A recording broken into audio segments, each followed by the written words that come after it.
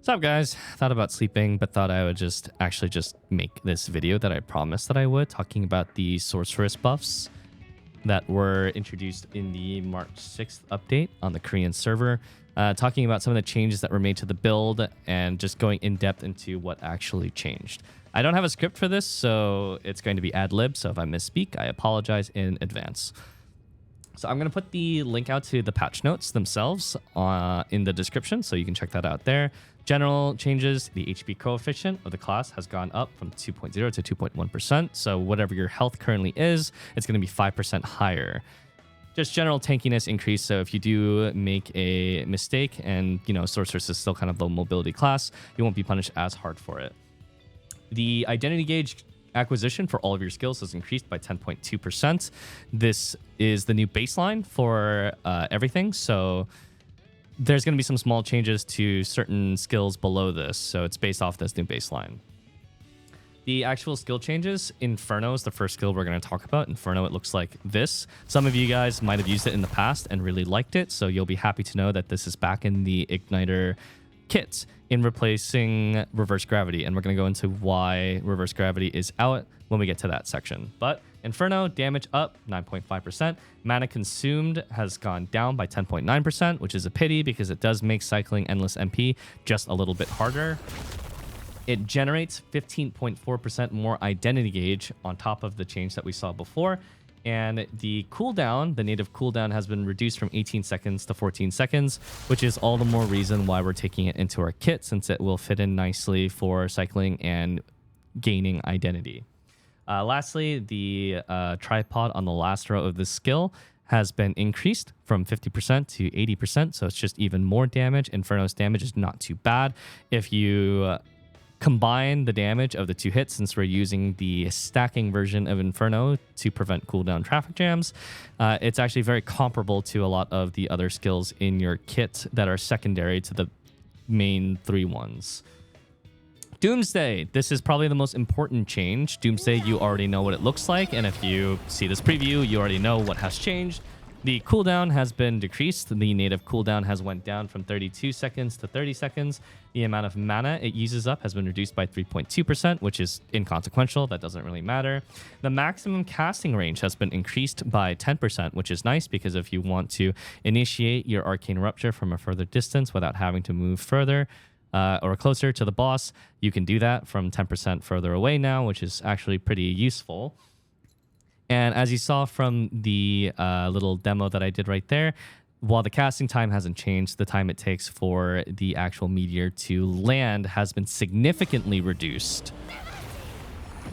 It's almost instantaneous now. In fact, it's so fast that in your opener for Arcane Rupture, it is no longer possible to squeeze in another skill between Doomsday and activating your identity to enter your Arcane Rupture state. In fact, what this means is because it is impossible to squeeze in a skill between that now, you're actually going to just be using Doomsday and entering your Z immediately. That's going to seem kind of weird because that means you can't buffer a skill before it to put it on that 50% cooldown reduction as soon as you enter your identity. But there are some perks to this as well. That also means that you have less of a chance to be interrupted between casting your Doomsday and entering your Z. And entering your Z has push immunity, so now if you're entering Z immediately after using your Doomsday, even if you get hit by a knock up or knock down attack, you're going to push immune it. So it's a lot safer in general. But yeah, we tried everything. There's no way to actually fit in a skill between Doomsday and Arcane Rupture anymore, so you'll have to remove that muscle habit of using Blaze or Frost Call or Rhyme Arrow in between Doomsday and your Zcast. The faster fall actually used to be a perk of the second row tripod in the middle flame zone, but they actually got rid of that, and now it's just an innate passive part of the skill. And that's going to be one of the most important changes made to this class because it's going to make everything a lot easier, and we'll go into that when we talk about rotation. Doomsday, Explosion, and Punishing Strike, their last tripod magic amplification, used to give an extra 20% damage when you entered your Z state. Now it gives 24%. And if you didn't know, this is not additive with the 90% that's built into it, or 80% for Explosion. It's multiplicative. So the actual increase of the last row tripod went from 128% to 135.6%, which is a nice little bump up in damage on your 3 biggest contributors. Reverse gravity, so sad. I'm going to miss using it. I know most of you guys won't miss it because it forced you to play melee range and it was delayed damage over time, but you just can't use reverse gravity anymore. It is a lot more powerful for Reflux Sorceress, so if you're playing Reflux Sorceress, you're probably going to appreciate that, but it lost 22.7% of its identity gauge gain, and the cooldown reduction tripod was straight up removed. So you can't bring it down anymore from its passive 16 second cooldown. We used to be able to reduce it by 6 seconds. We can't do that anymore. And so it's not a great identity gauge generator anymore. So you'd be gimping to a close range playstyle for no particular reason. There is a new tripod that really increases its damage by a ton on the 3rd row. It increases it by 213.9%, which is a massive increase and makes it deal a really hefty amount of damage. Again, great for reflux, but we can't use it as igniter because it entirely disables the identity gauge gain of the skill. We tried making a build that just had a lot of identity gauge gain to see if we can fit it into the kit somehow, but it occupying an entire skill slot as well as 12 levels of skill points was just too much for something that doesn't generate identity. So reverse gravity is gone. It's no longer in our kit. Awakening changes. There were some changes that were made to Call of the End. For the most part, we're not going to use it, but all you need to know is the damage went down, the stagger went down, and it doesn't make any more identity gauge when it hits something, but now the meteors are more concentrated around your cursor location instead of all around the screen. It does kind of decent damage if the target is large, but if the target is small and mobile, it's pretty much unusable. And since it doesn't make any identity gauge gain, I really wouldn't use it for igniters still, since Invisca's is just better for emergency situations where you need a large amount of identity to make up for your rotation somehow. But if you're a reflux, you might get a little bit more damage out of it. I found that the total amount of damage it did on Lumerus and Trixion was about an entire Doomsday's worth of damage, which is, again, not bad, but we're not using it in Igniter, so you can continue to ignore it and use Inviscas. There was also a small change made to the engraving itself, which now it provides more crit chance at level 3. Instead of 25% crit chance, you're getting 30% crit chance, which is nice. If you didn't have a 9/7 stone before, you might have been running Adrenaline 1. Now it's like getting Adrenaline 2 for free. And if you were using Adrenaline 3, it's like having Adrenaline 4 for free. It's great. It's just an extra free passive 5% crit chance, which is going to help consistency since Sorceress benefits quite a lot from having crit chance. So that's it for the changes. Again, you can find the actual link out to the notes in the description. And we're going to talk about the build and build changes and the preference picks now. I actually ended up switching to Adrenaline 3 because I was tired of forcing my... I was tired of forcing my team to build crit chance synergies around me, and I figured this would be just a more independent change and just more consistent and comfortable across the board, and it's really easy to maintain Adrenaline. A little caveat to that note, though. Remember how I said you can't fit in a skill between Doomsday and Z anymore? That does mean that you have to be more mindful of your Doomsday cast into Arcane Rupture when you are doing your opener, because before...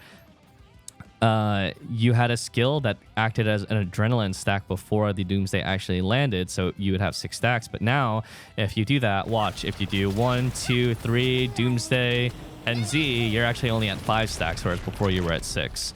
There is a small workaround to that. I wouldn't say it's a workaround, but it does sort of work. If you do the same opener and you do screw that up, in some cases, you can squeeze in a skill after you activated your Z right before the Doomsday actually lands to have that 6th stack before the meteor touches the boss. That's in case you're still getting used to the fact that you need 4 adrenaline stacks before doing your opener. If you mess up, you can kind of recover it with that a little bit, especially if you're using Adrenaline 3, because 15% crit chance is backloaded in the 6th stack, and you don't want to be doing your opener without that 6th stack because you're just going to be missing a load of crit chance if that happens. So I did change that, and if you're wondering, I do almost exclusively use Nightmare set these days. I changed from Hallucination to Nightmare set way back when the reverse gravity counter build became more popular, and I did that because it's just really fun to be in the endless MP state. When you're not actually doing your burst, having endless MP active and having the attack speed, movement speed, and cooldown reduction of endless MP makes Sorceress feel like a swiftness class, and it's just really comfy and fun to play. The same things apply as before, though. If you have no crit synergies, then the Hallucination build is arguably more effective. And if you do have crit synergies, then the Nightmare build is more effective. Nothing has really changed in that regard, and everything that we're talking about now still works for the Hallucination build. So if you just really like the crit consistency of the Hallucination build, I have good news. It still works. It's just as good as before, and it's also improved by this patch. So again, it does come down to preference, but if you haven't tried Endless MP stance swapping, I would recommend you give it a shot, because it's actually a pretty fun way of playing the class. And now that the general difficulty of Sorceress has gone down with this buff, it's a good time to experiment with a slightly more nuanced build of state swapping, because it might make the class a little bit more engaging for you to play as well. So we talked about the engraving changes that I made. Again, you can keep using KBW if you want. Your choice. You can keep using Cursed Doll if you want. Your choice. Again, KBW is pretty good with Thaymine coming up because of the AP buff in Gate 6, and also AP buffs in other fights, which diminish the effectiveness of Cursed Doll. If you don't care about that, though, I really don't think it's a big issue to use things like Cursed Doll. But let's talk about dependencies a little bit, because this is also something that's really worth noting. Because the Doomsday skill falls so much faster and had its innate cooldown reduced, there is no longer a dependency on a certain level cooldown gem for your Doomsday. Before, we recommended level 8 or higher cooldown gem for your Doomsday. You do not need that anymore, and the second Doomsday will fit in comfortably in your Arcane Rupture with any gem that you use, pretty much. We actually found that we could make it squeeze into the rotation with as low as a level 2 Doomsday cooldown gem, which is insane. So if you were worried about a dependency for the gem level, worry not. But it is still beneficial to have a high level Doomsday cooldown gem, because the higher it is, the sooner you can cancel your Arcane Rupture early at the end of your rotation. So that's worth noting for sure. Actual skill changes that were made: I swapped out Rime Arrow for Seraphic Hail, and I swapped out Reverse Gravity for Inferno. This includes their cooldown gems and their damage gems as well. Seraphic Hail might be an unusual choice, and you might be wondering why we replaced Rime Arrow. I did some tests, because this build has becoming more popular as of late among Sorcerers, and I found that Seraphic Hail does about 20% less damage, stagger, and generates 20% less identity gauge, but it has a 2-second shorter cooldown than Rime Arrow.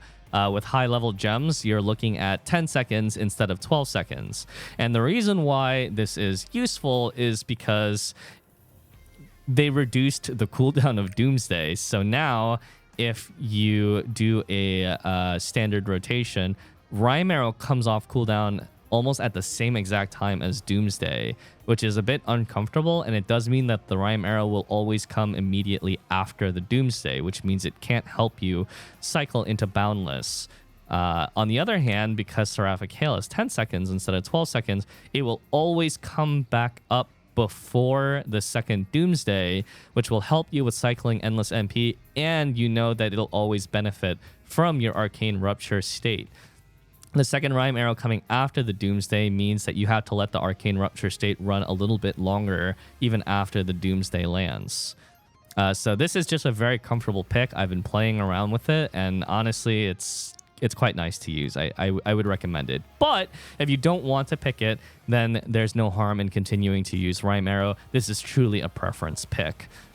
I know some people don't want to reroll their gems, or they don't want to learn new tripods, and that's understandable. If you're worried about the range of the skill, don't be, because it travels along a route of 14 meters, and it can only do 8 hits, so it's not going to put you in melee range like Reverse Gravity. You can actually be a pretty fair amount of distance from the boss and still get the hits off without any issues. And you can precast it just like Rime Arrow as well, because it travels, so if the boss is up in the air, the hitbox isn't available, you can cast You can cast Seraphic, and by the time it lands, the wave will probably reach them. So that's just a preference pick. You can choose if you want to use it or not. I find it very comfortable, and the overall performance on average has been found to be slightly higher in terms of damage, because even though the skill's weaker than Rhyme Arrow, you're almost always going to get 2 casts of it in Arcane Rupture, but you might not always get 2 casts of Rhyme Arrow inside Arcane Rupture.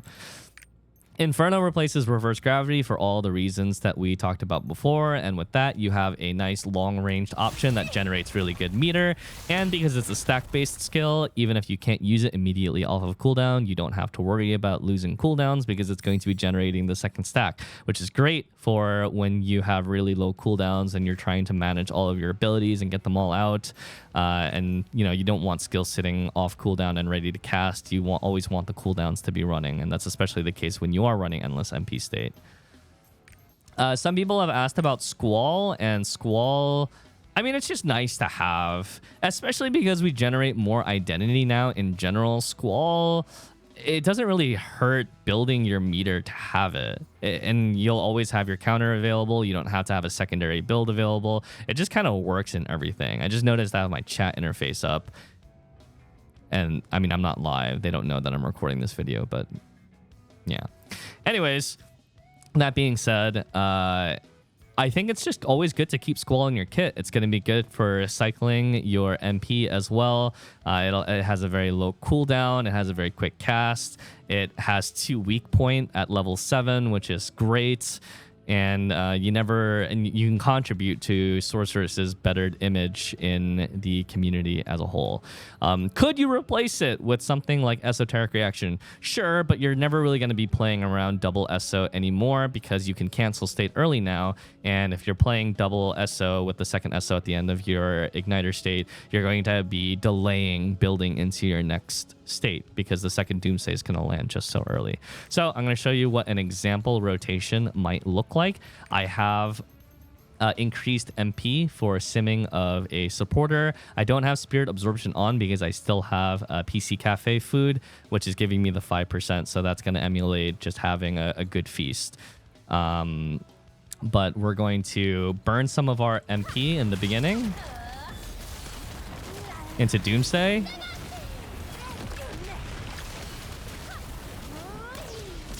Big skills.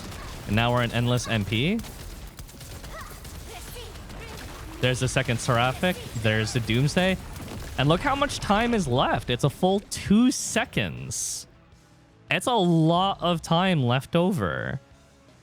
You can comfortably enter your Endless MP state even with an artist in your party. Even if an artist is your supporter, I find this build with Seraphic to actually be pretty easy to go into Endless MP.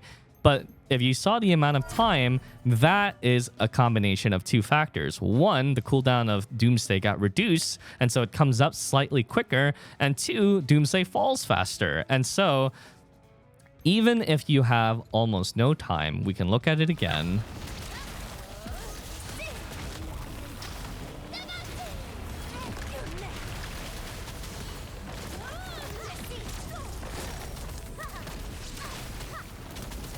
Watch the second Doomsday. I can wait.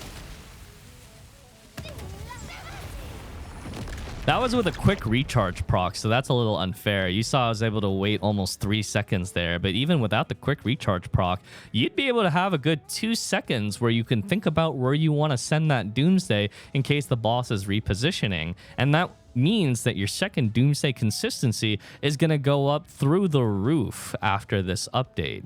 It's going to be way more consistent to land everything.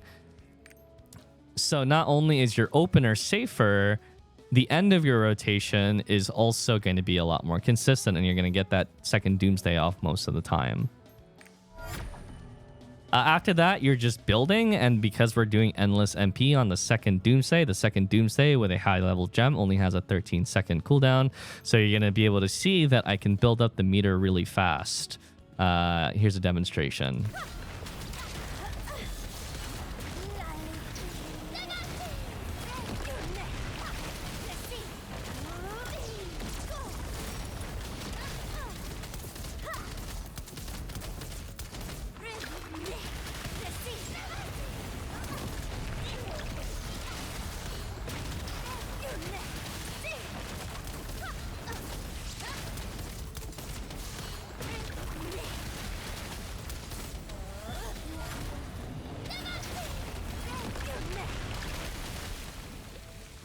with all that increased meter gen and just these skills generating a good amount of meter, you can pretty reliably enter your igniter state every 13 to 16 seconds, depending on what's going on. It's a pretty vast improvement, especially when you consider we're able to pull that off with Squall in our kit. Definitely worth noting that in general, the damage is just higher because we're getting more igniter cycles off and the skills are just doing a little bit more damage. I think that's all I have to really say about the changes regarding Sorceress. I would certainly recommend this skill build, and I think it's a great time to be a Sorceress right now just because it's just so much more comfortable and fun to play. It's a lot less frustrating in general. There is a build that I theory crafted when these buffs first went live, and it was called the Crackhead build, and that uses that uses this tripod of explosion. And I really don't want people to use this build. And the reason why I don't want people to use this build is because it has low practicality, slightly lower than pre-patch Sorceress. Because this build with the Crackhead variant, it kind of... It tries to do 2 explosions in 1 igniter. And again, I'm just not going to go over it because I want people to play... I want people to play this build. I want people to play the standard Sorceress because you suffered for so long with such a frustrating build. Why keep doing that to yourself? Just play something that's really comfy and does good damage. It's a great time to be a Sorceress. Don't overcomplicate things just because it has a noticeably higher ceiling. You'll just ruin your own enjoyment in the long run. Anyways, that's all I got for Sorceress today. If you got questions about it, just let me know in the comments. Lately, I've been trying to answer more questions and respond to more comments. So, yeah. And as always, feel free to ask questions during the live stream as well. Later, guys.